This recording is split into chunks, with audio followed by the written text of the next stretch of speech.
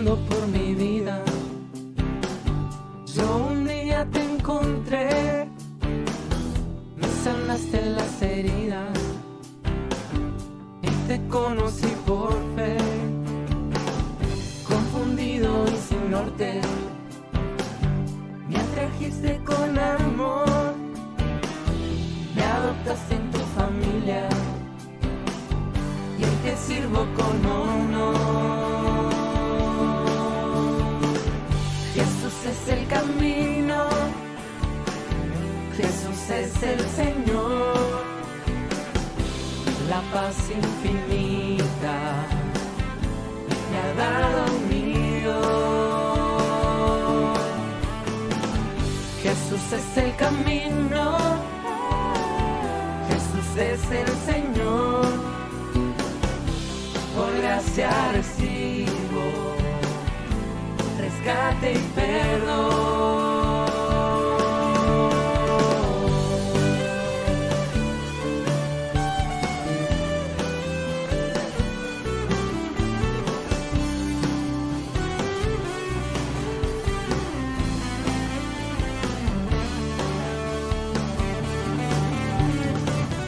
He encontrado la senda, el camino al hogar, mi esperanza se afirma en tu promesa, Señor.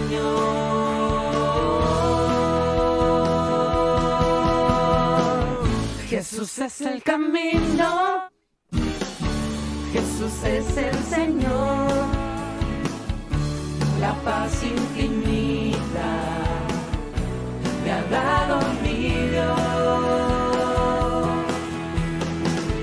Jesús es el camino, Jesús es el Señor, por gracia recibo rescate y perdón.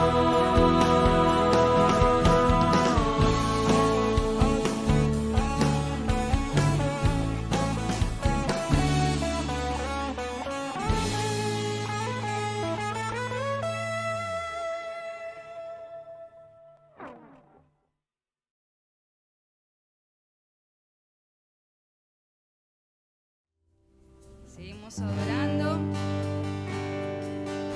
a nuestro Dios, que es bueno, es un Dios grande, grande en hacer maravillas, grande en sorprendernos, grande en su poder.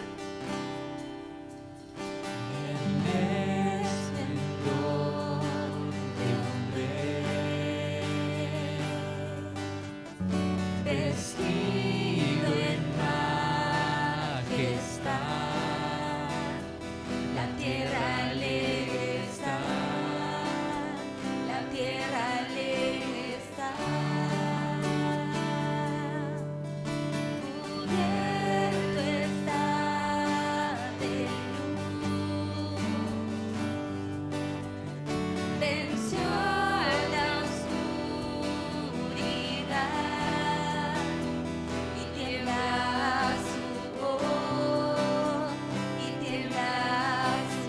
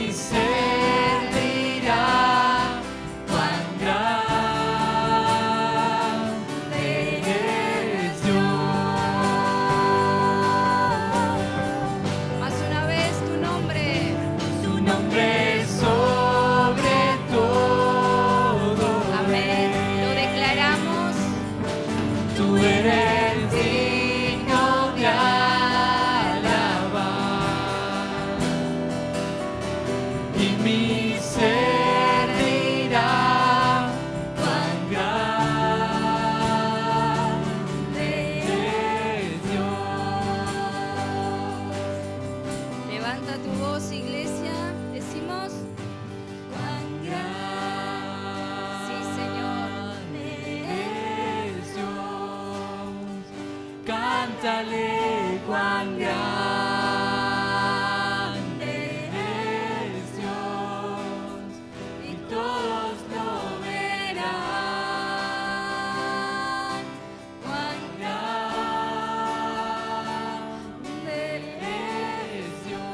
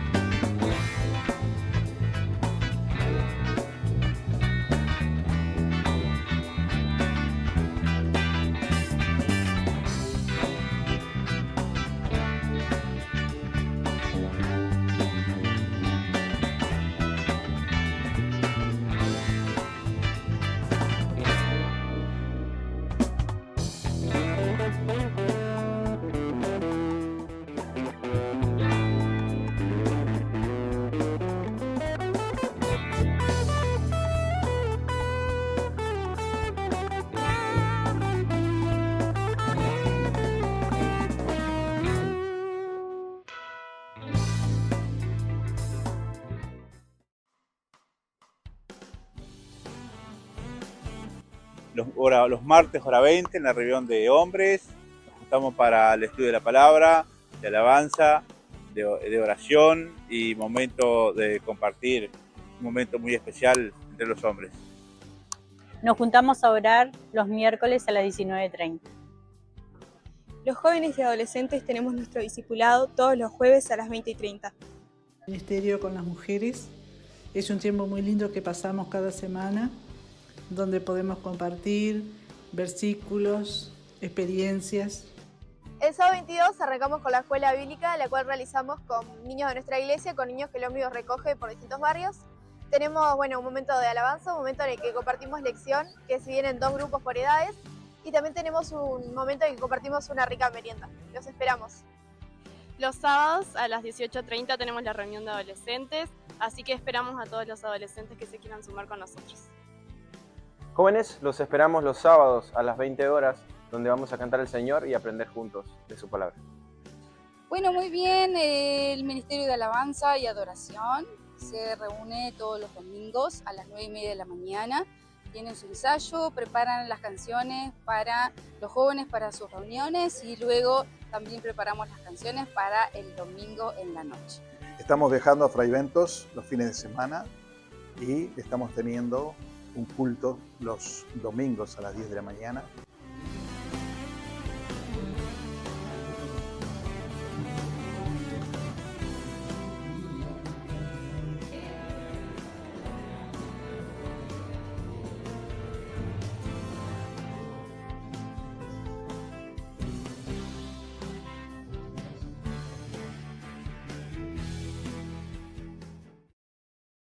El mensaje de hoy sí que es fuerte y en primer lugar es para mí.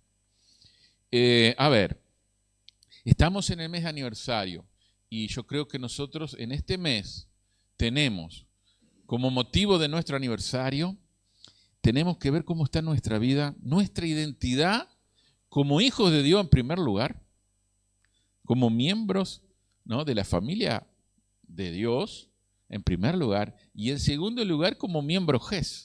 Nuestra identidad. Hay una tendencia, ¿verdad?, a rendirnos como seres humanos, a flaquear.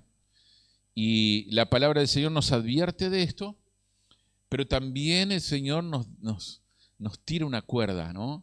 Cuando estamos en un momento ahí de socorro, de auxilio, ahí el Señor nos tira cuerdas que tenemos que tener la capacidad espiritual de ver esas cuerdas para agarrarnos de ellas, para que el Señor nos saque de ese pozo, ¿no? Y quiero hablar de eso.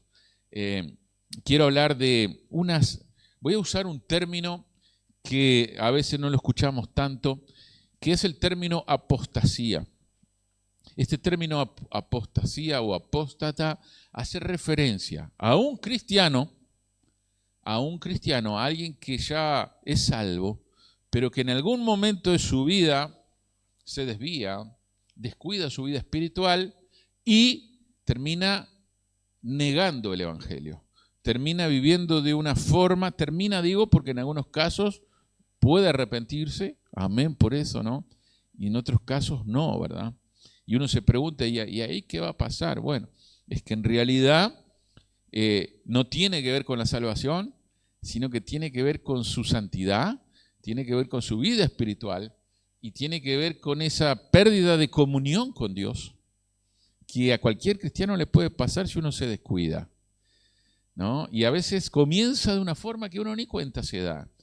Y vamos a ver la apostasía de alguien que aparece en la Biblia. El miércoles estuve hablando de esto, que es David, el rey David.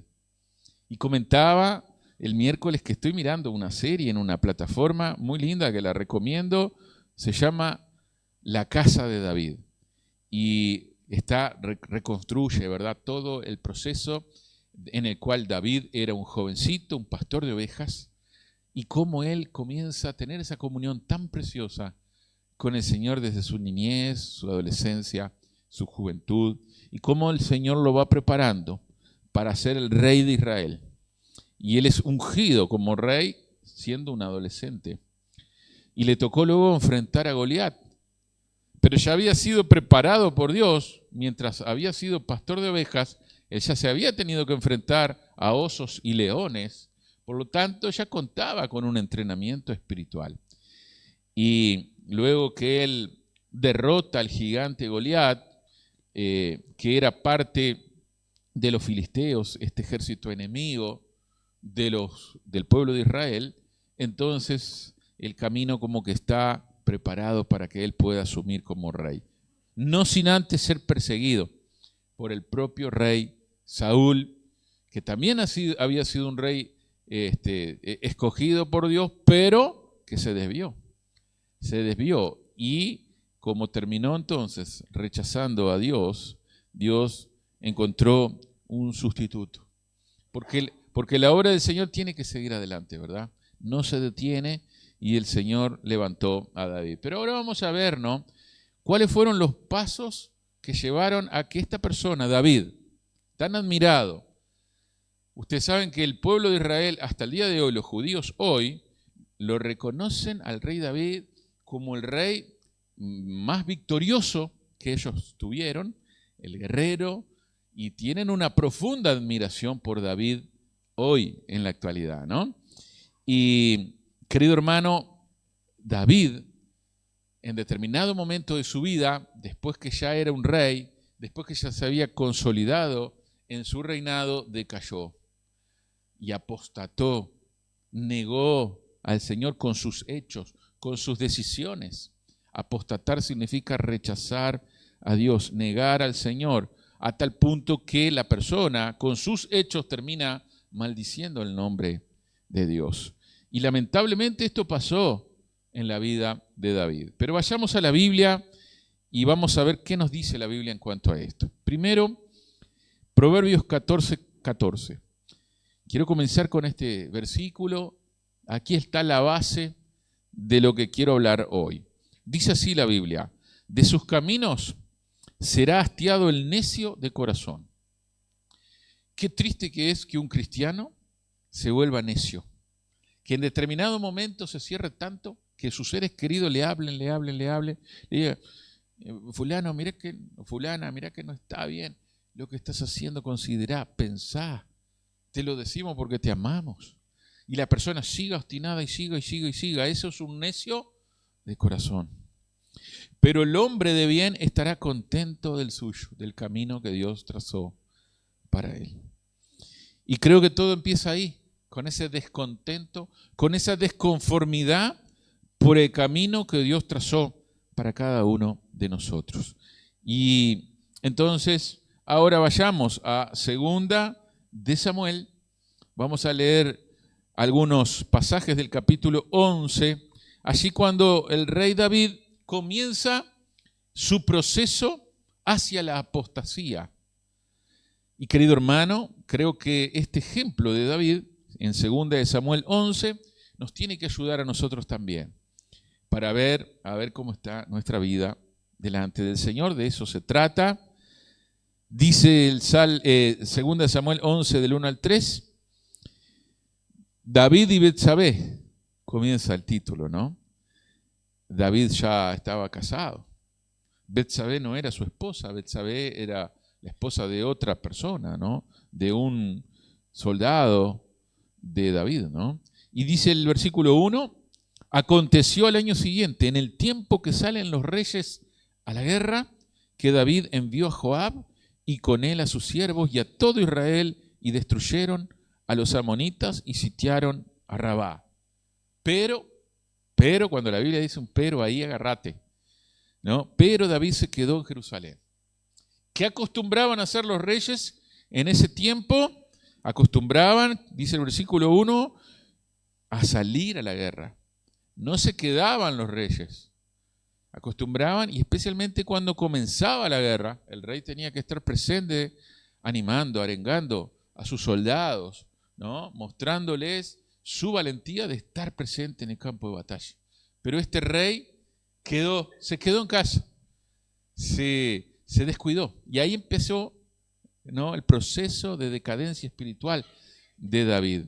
El primer pecado que vemos acá, en esos pasos hacia la apostasía en la vida de David, fue el pecado de descuido. Descuidó su vida. Tenía que cumplir su función y dejó de cumplirla. Y muchas veces nosotros, como hijos de Dios, vamos descuidando lo básico que tiene que llevar a cabo un hijo de Dios. ¿Qué es lo básico? Y bueno, el hijo de Dios tiene que estar en comunión con el Señor a través de la lectura de la palabra, a través de una vida de oración.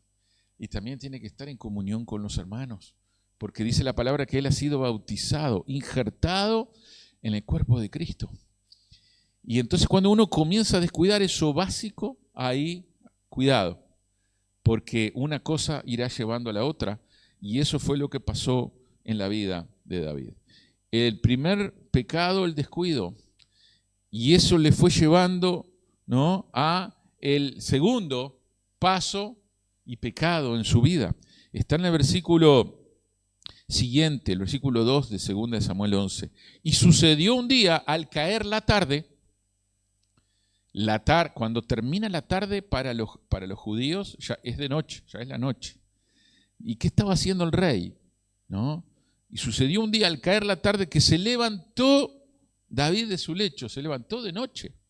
¿Qué había pasado haciendo todo el día? Nada, ¿no?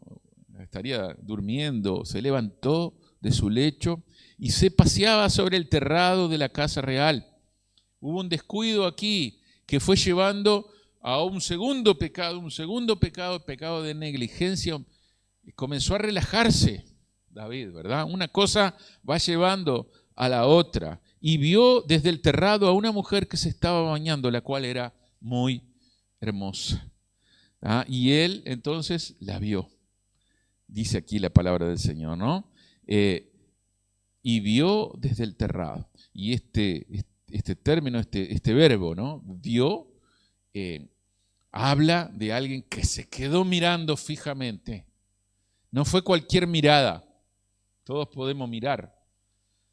Pero en este caso estamos hablando de una mirada ya con otras intenciones. Él quedó ahí extasiado con lo que quedó viendo. Y todo comenzó por un descuido. Todo comenzó con tal vez algo que puede ser hasta insignificante. Pero una cosa fue llevando a la otra y el enemigo interviene aquí y él sabe que cuando estamos en una situación de vulnerabilidad espiritual, ahí es el momento, porque él conoce nuestras debilidades, ¿no? Y continúa diciendo aquí la palabra del Señor, envió David a preguntar por aquella mujer y le dijeron, aquella es Betsabé, hija de Eliam, mujer de Urías, Eteo. O sea que una cosa fue llevando a la otra, primero el descuido, después la negligencia y después el deseo, la pasión descontrolada. Y ahí la mente comenzó a cavilar y comenzó a planificar un plan perverso, porque después a raíz de esto viene la perversión, la depravación del ser humano, todo un plan en el cual David manda llamar a esa mujer, esta mujer viene, él tiene relaciones sexuales con ella. El esposo está en la guerra, en el campo de batalla, él manda llamarlo. Usted puede leer este pasaje completo, ¿no? Y lo traen a Urías. Él quería engañarlo a Urías, ¿no? Quería que él llegara, porque a todo esto la esposa, ¿no? Betsabé ya le comunicó a David que ella quedó encinta, ¿verdad? Que ella ha quedado embarazada a raíz de ese encuentro que tuvo con David, ¿no? Entonces él quiere engañarlo, vení, tráiganmelo, que él pase con su mujer, así él tendrá relaciones sexuales con ella y tapamos todo de alguna forma, pero resulta que Urías era tan fiel al rey y a Dios que no va a su casa, se queda durmiendo, cuidando al rey, ¿no? Era la lealtad de un hombre que en tiempo de guerra tenía que cuidar al rey. Y si él no estaba en el campo de batalla, él entendía que tenía que estar cuidando al rey. Entonces le sale mal el plan a David, ¿no? Y entonces lo envía nuevamente, ¿no?, al campo de batalla con una carta en mano, ¿no?, diciéndole a Joab, bueno, mirá, ponelo ahí en el frente, en el campo de batalla, ahí donde pueda matarlo a alguien. Ese es el plan que va, como una cosa que comenzó con un descuido, terminó en un acto de perversión, de depravación, ¿no?, moral, de alguien que había sido guiado por Dios, ungido por Dios, pero que es un ser humano, pero que en algún momento se descuida pensando que ya está en una posición firme, cuando la Biblia nos dice, ¿no?, el Señor nos advierte, el que piensa que está firme, mire que no caiga, ¿no? Es decir, no estamos exonerados de poder pecar, no podemos descuidarnos. Sed sobrios y velad, porque vuestro adversario, el diablo, anda como un león rugiente, buscando a quien devorar, dice el Señor, ¿no? Ahora bien, aquí seguramente a raíz de todo esto, que nos puede pasar porque no estamos libres de esto, pero en un cristiano no hay paz en el corazón, de ninguna manera. De ninguna manera puede haber paz en la vida de un hijo de Dios cuando comete un acto de este tipo, ¿no? Y si leemos el Salmo 32, versículos 1 al 4, este salmo que fue escrito por David y que entienden los teólogos que es un salmo que él escribe después que él ha sido perdonado por el Señor, que llevó un proceso también. Dice la palabra del Señor, el Salmo 32, 1, bienaventurado aquel cuya transgresión ha sido perdonada y cubierto su pecado. Indudablemente David se arrepintió, se quebró. En algún momento él se quebró.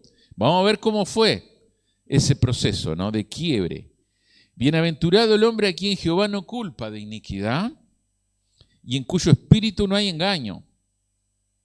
Mientras callé, acá le está reconociendo que él le costó confesar su pecado, le costó reconocer delante de Dios cómo estaba su vida, él cayó, él se quedó calladito. Muchas veces nosotros también actuamos así, no hablamos con Dios, ¿no? Ya no oramos, se va endureciendo nuestro corazón y uno va guardando todo eso ahí sin rendirse delante del Señor. Mientras callé, se envejecieron mis huesos. Y esto está en literal, ¿no?, en mi gemir todo el día. Fue quedándose más viejo. Su salud sintió, ¿no?, ese trajín de estrés que está viviendo en su mente, en su corazón. porque de día y de noche se agravó sobre mí tu mano, se volvió mi verdor en sequedades de verano, ¿no? Cómo Dios fue tratando con él, ¿verdad? Y así trata con nosotros cuando nos equivocamos y caemos. Ahora, acá estamos ante un hombre que se quebró. Amén por eso, ¿no? Pero ¿qué pasa con aquellos que no se quiebran? Y que incluso hasta se ríen, ¿no? De lo que están haciendo y terminan como burlándose. Su necedad va creciendo más todavía, ¿no? Y hay apóstatas que muchas veces se ríen de su propia apostasía. Pero no fue el caso de David. Ahora, Dios no abandonó a David a pesar de su pecado. Dios siempre estuvo ahí, como decía el hermano Rubén, ¿no? Dios está ahí siempre. Él no nos abandona. Podemos echar mano a Él en cualquier momento. Y fue lo que hizo David. Pero tuvo un costo, su apostasía. Tuvo un costo muy negativo. Y uno piensa, ¿no? Por unos instantes de placer sexual, cómo su vida, ¿no? Fue afectada desde el punto de vista físico. Y después, esta herencia espiritual lo persiguió a David prácticamente en toda su vida. Y salieron perjudicados hasta sus hijos a raíz de esta decisión que él tomó. Quiere decir que él fue perdonado por Dios, pero las consecuencias de su pecado lo acompañaron toda la vida. Y el perjuicio que muchas veces uno toma al tomar decisiones, a veces uno no tiene ni idea del alcance que puede tener. Y le da, y va viviendo su vida ahí de una forma descontrolada, sin el Señor, haciendo lo que uno quiere, y punto, descuidando su vida espiritual. Y después eso tiene un efecto colateral, un daño a los que están a su alrededor, que a veces uno no tiene ni idea de su alcance. Entonces, querido hermano, hubo un costo, hubo una crisis en la vida de David. Y acá empieza el trato de Dios en su vida. Dios siempre trata con nosotros, de una forma especial, única, personal. Por eso a veces uno escucha un mensaje así y dice, uy, qué lástima que no vino fulano, porque le haría bien esto para él. Hermano, este mensaje es para mí en primer lugar y es para ti en segundo lugar, que estás aquí en este momento. Dios quiere tratar contigo.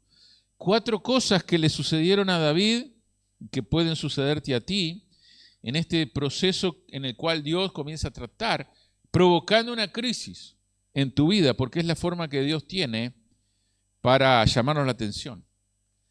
Como estudiábamos con los hombres, ¿no? Las trompetas que Dios usa para advertirnos y para llamarnos la atención. En primer lugar, convicción. Dios trajo, el Espíritu Santo de Dios pone convicción de pecado en el corazón de David. Es el Espíritu Santo el que nos convence de pecado. El Espíritu Santo nos advierte. Hay un llamado de atención interno. No es que Dios nos deja libre, bueno, vos hacés lo que quieras. No. El Espíritu Santo habitando en ti te va a advertir, te va a llamar la atención, no va a haber paz en tu corazón. Y es en ese momento que tenemos que confesar nuestro pecado delante de Dios. Y ahí es donde muchos no lo hacen. Es más, David no lo hizo en ese momento. Vamos a ver cuándo fue que David confesó su pecado. Hay un pasaje bíblico en 1 Corintios 11, versículo 31, donde dice allí la palabra del Señor: si pues nos examinásemos a nosotros mismos, no seríamos juzgados por otros, ¿no? Si nos examinásemos a nosotros mismos delante de Dios, si nosotros tomáramos la decisión, ¿no?, de decir, Señor, no está bien, no va bien mi vida, te pido perdón, no puedo aceptar esto en mi vida, no me llamaste para esto, no me escogiste para esto, no pagaste el precio de morir en la cruz del Calvario para que mi vida sea esto.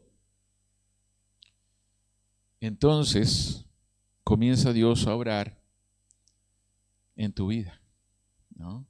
Comienza el Señor a mover su mano de poder, ¿no? Si nos examinásemos a nosotros mismos. Pero muchas veces nosotros no nos examinamos a nosotros mismos, ¿verdad?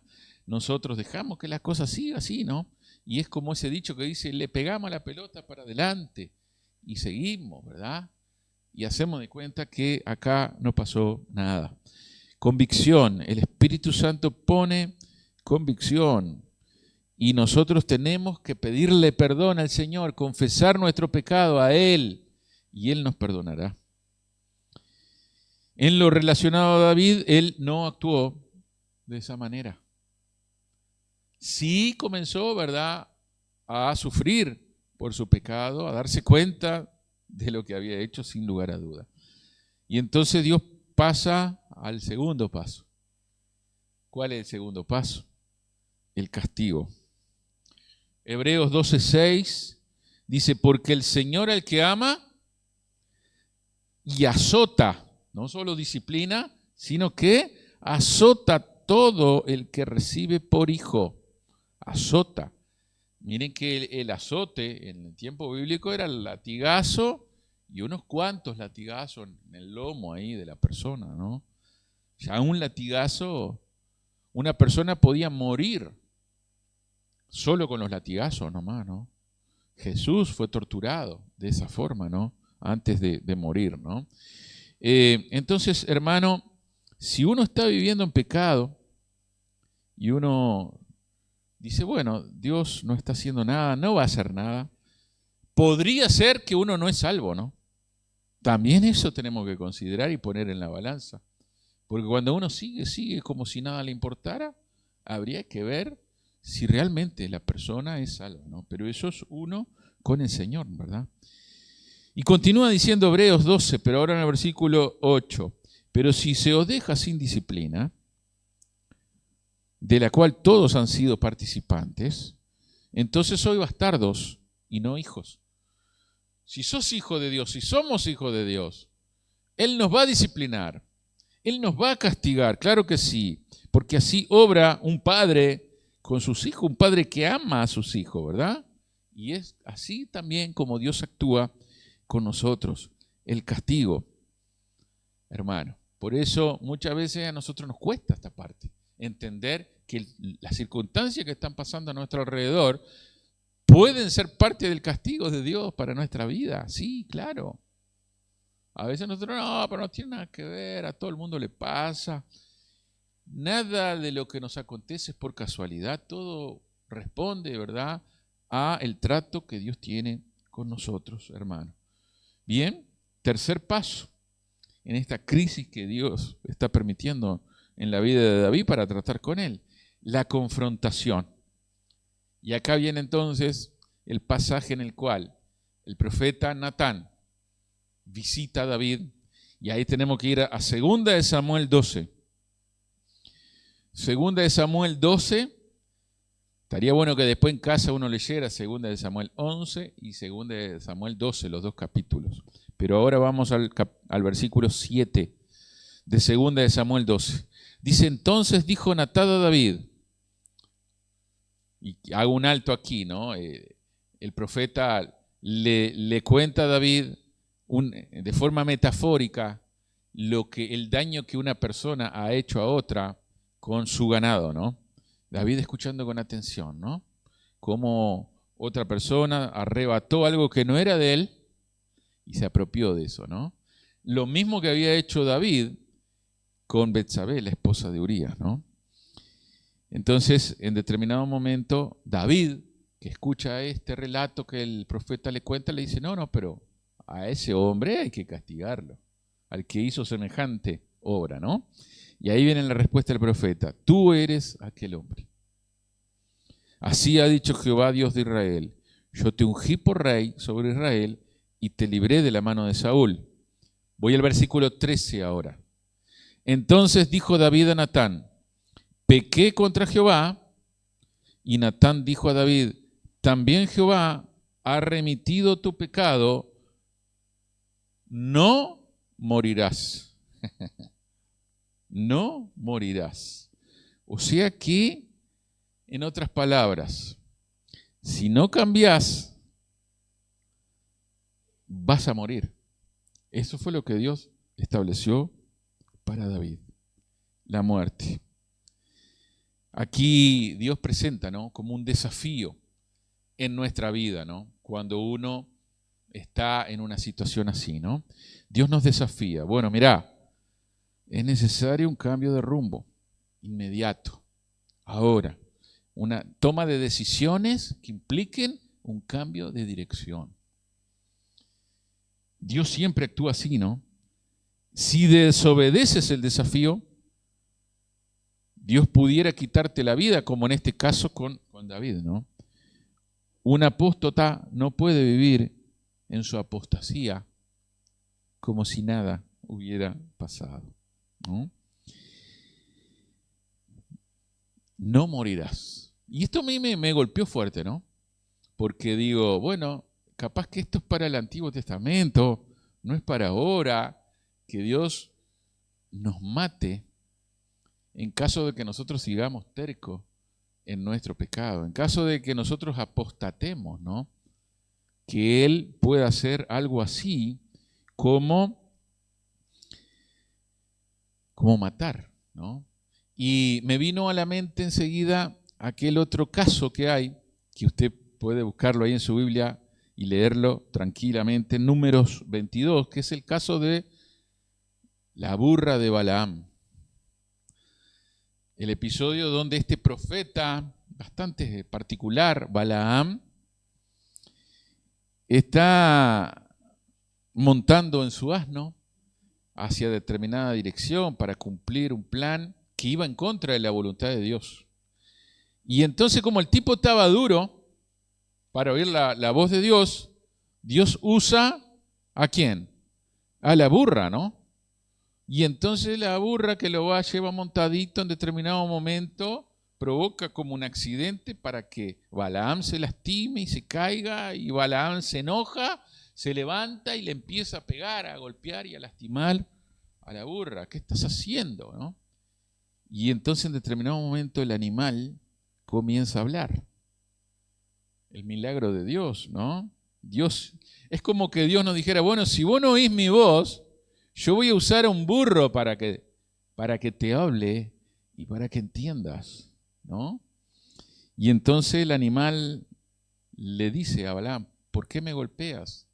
Si yo te he sido siempre fiel, ¿por qué me golpeas, no?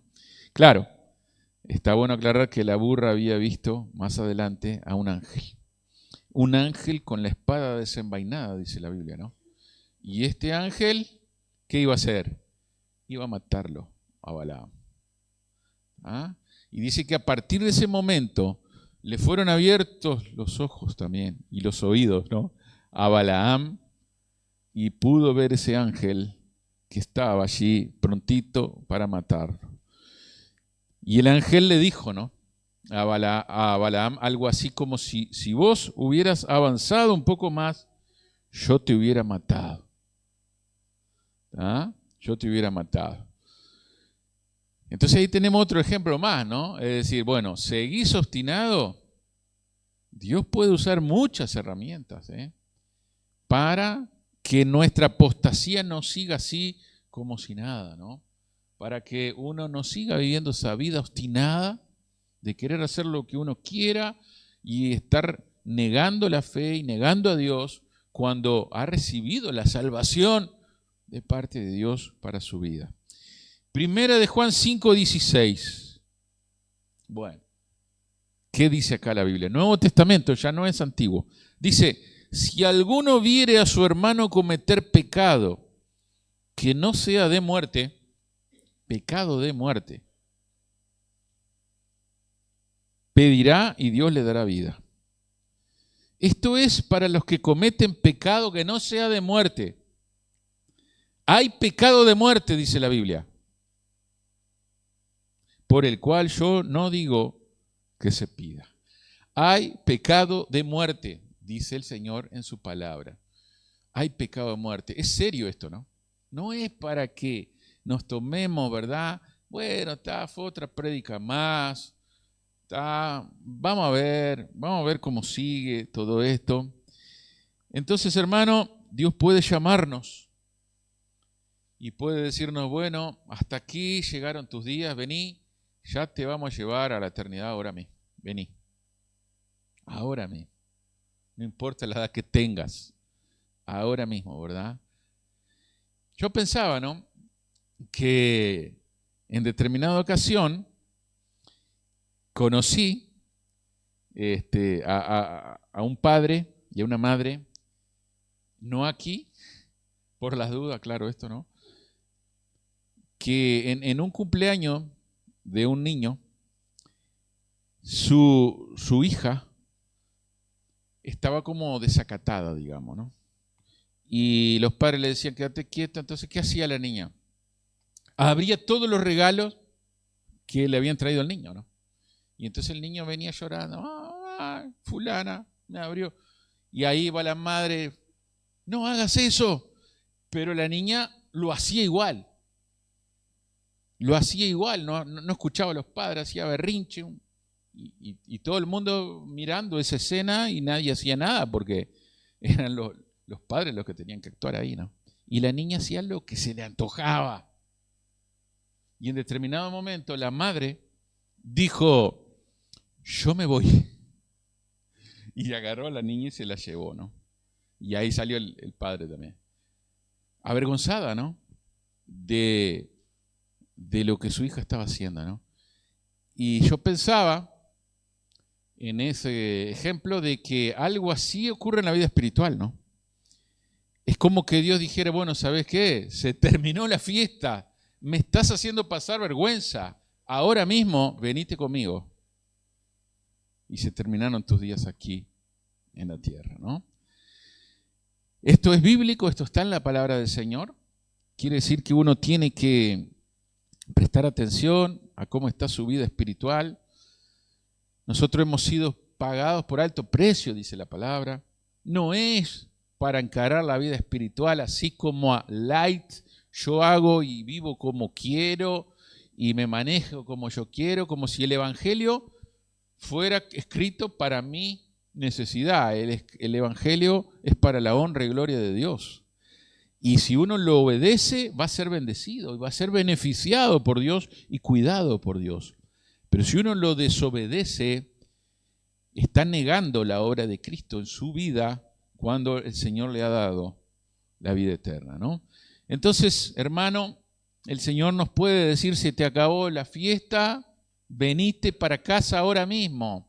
Ya hay pecado de muerte, dice la palabra del Señor, ¿no? David no llegó a eso, dice la palabra del Señor. No llegó a eso. Porque en ese momento, ante Natán, David confesó su pecado y reconoció delante de Dios lo que él había hecho. En el Salmo 89, versículos 30 al 35, dice aquí, ¿no?, en cuanto a lo que David escribe, ¿no? Un David ya restaurado, un David perdonado, pero que había pasado por el zarandeo de Dios.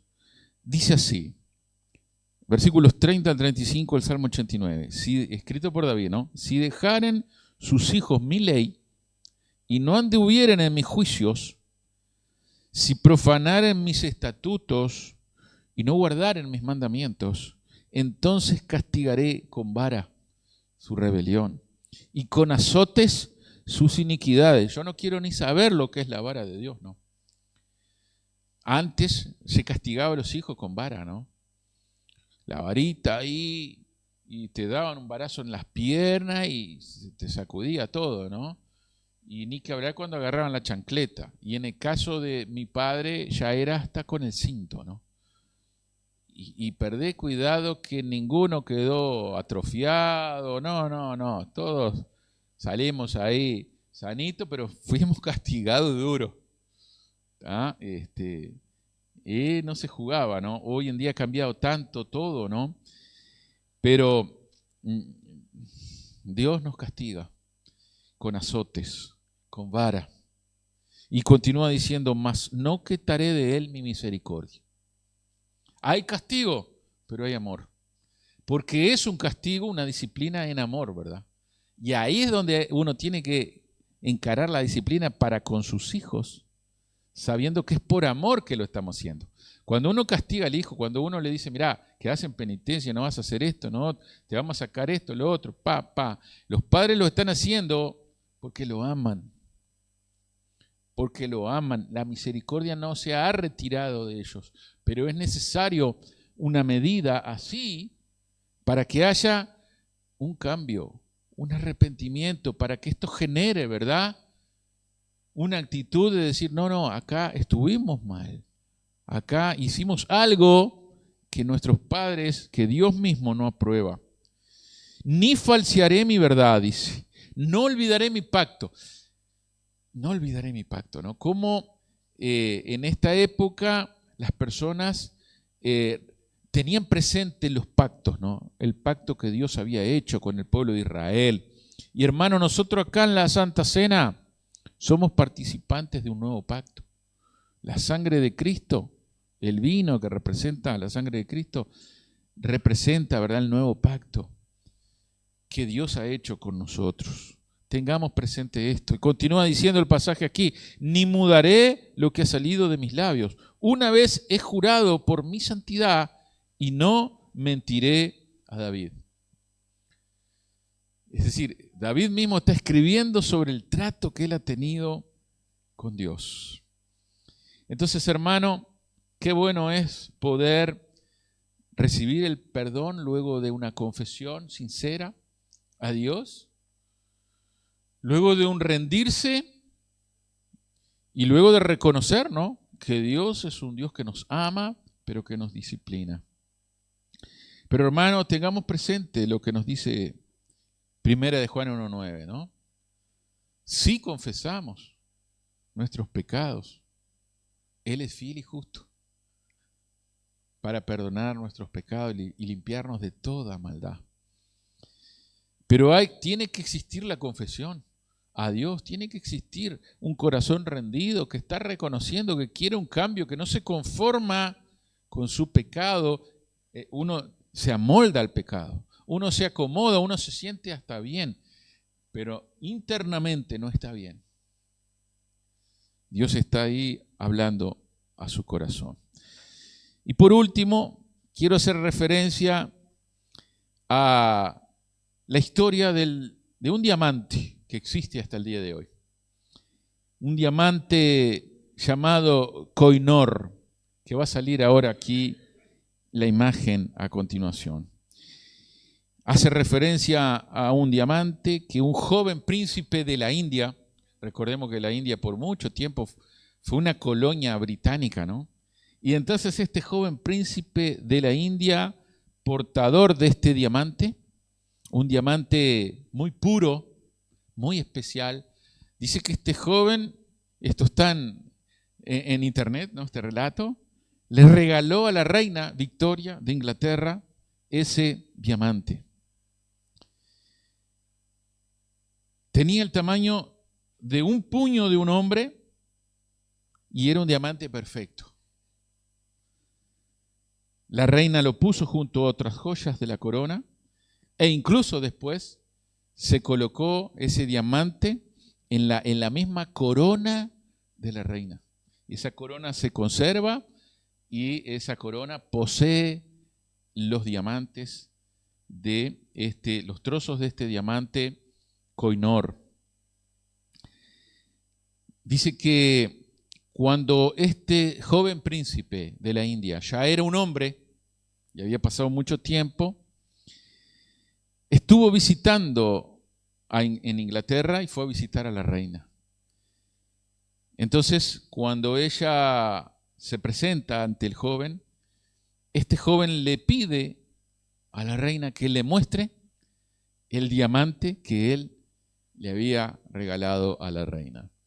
Y ahí estaba ese diamante ubicado en esta corona que se conserva hoy, hasta el día de hoy, en un museo de la realeza británica, en la Torre de Londres. Y entonces la reina le concedió ese deseo de mostrarle ese diamante que este joven hacía mucho tiempo atrás le había regalado. Entonces este jovencito le dijo a la reina: Majestad, cuando yo le regalé este diamante, yo solo era un jovencito, no entendía a plenitud lo que estaba haciendo. Pero lo hice con la sinceridad y el corazón de un niño. Pero ahora que soy un hombre, sabiendo el significado de lo que estoy haciendo, vuelvo a dárselo como mi tributo de mi admiración y mi respeto hacia usted, ¿no? No se lo iban a devolver tampoco si lo pedía, ¿no? Pero qué interesante, ¿no? Él renovó su acción ante la reina, ahora que ya era más consciente de lo que estaba haciendo, ¿no? Y yo pensaba, hermano, que muchas veces a nosotros nos pasa algo parecido en nuestra vida espiritual. Muchas veces nosotros, siendo niños espiritualmente, le entregamos todo a nuestro Señor. Todo le entregamos. Se lo damos a Él. ¿Ah? Se lo damos a Él. Sin pedir nada, sin poner ninguna condición. Le damos nuestra vida, le damos nuestros dones. Pero después va pasando el tiempo y uno se va volviendo más viejo desde el punto de vista físico, más mañoso, más quejumbroso. Comienzan las pruebas y las luchas de la vida misma y uno va descuidando, ¿no? Y va desgastando su vida espiritual y comienza a ver la vida desde otro punto de vista. Pero hermano, en algún momento nosotros tenemos que detenernos y ser como este niño, este príncipe de la India, ¿no? Y decir: Señor, ahora que ya tengo unos cuantos años en el camino de la fe, yo quiero renovar mis votos delante de ti, mi vida espiritual. Todo aquello que en la niñez, un día, en mi niñez espiritual, te lo di y que por ahí no era tan consciente de lo que estaba haciendo, pero lo hice igual con amor. Bueno, hoy que sé lo que es la vida cristiana, la manera en la cual tú obras, cómo tú me hablas, todo lo que tú me has dado a nivel familiar, a nivel material, en todas las áreas de mi vida, a pesar de mis luchas y mis dolores, hoy aquí yo quiero renovar mi relación contigo y decirte que la obra que tú hiciste por mí no fue en vano. Aquí estoy, te ofrezco toda mi vida nuevamente. Lo vuelvo a hacer porque te amo. Lo vuelvo a hacer porque entiendo el significado por el cual tú padeciste por mí y entregaste tu vida por mí.